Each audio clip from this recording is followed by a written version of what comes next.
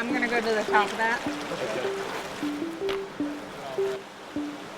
Then one person can walk down. I'm excited that I'm able to move back to my home state and try to help conserve a place that I love. I knew from like age 5 that I wanted to be in the scientific field and I wanted to be able to help make an impact, a positive impact. I remember going to camp as a kid and being asked what I want to do when I grow up, and I would say a marine biologist, and people would be like, do you even know what a marine biologist does? And I was like, yes, I do. I grew up on the banks of the Winooski River in Colchester, always being able to hop on my bike and ride down to the river or ride down to the lake.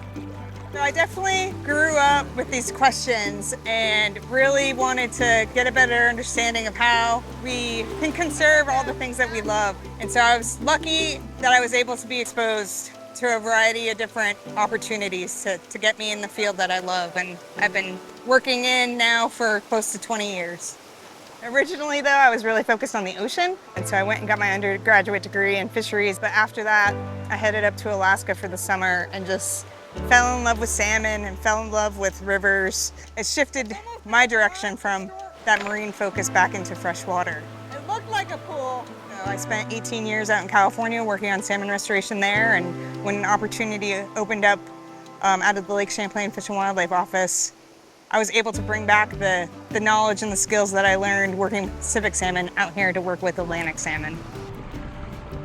Landlocked Atlantic salmon are really unique in the fact that, everybody's used to their cousins, the anadromous form in the Atlantic Ocean, but the fact that we were able to have a population of landlocked Atlantic salmon here in the Lake Champlain Basin is amazing. And so just being able to try to find opportunities to be able to have those fish have natural reproduction in our rivers and to bring back that native iconic species to the basin is definitely something that makes me excited and gets me up every day.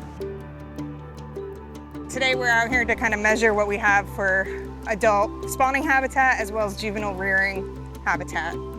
And that will help us determine whether or not there's any restoration actions that we potentially could take or other opportunities to make sure that we're getting fish up here to the high quality habitat.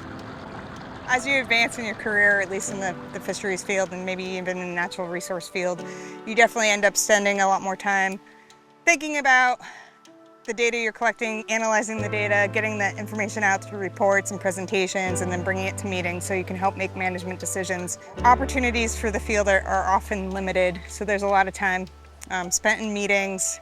It's hard to go from a field biologist every day in the field to those first couple of years when you're just in the office. But the importance of the work we're doing out here is shown through those meetings and being able to inform decisions.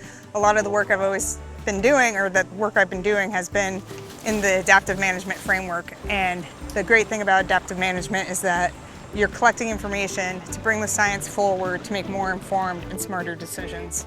And that is critical. So recognizing the importance of that makes it a little bit more palatable to be in the office and attend those meetings as opposed to not spending your days outside. Being able to get other people enthusiastic about this field, about the work we do, and help provide them an opportunity to get exposed to different field surveys or different restoration actions and help them figure out the career path that they want to take. And that's something for me that's bringing me a lot of joy in my job now. It's just great to be back, and it's great to be working with such an iconic species.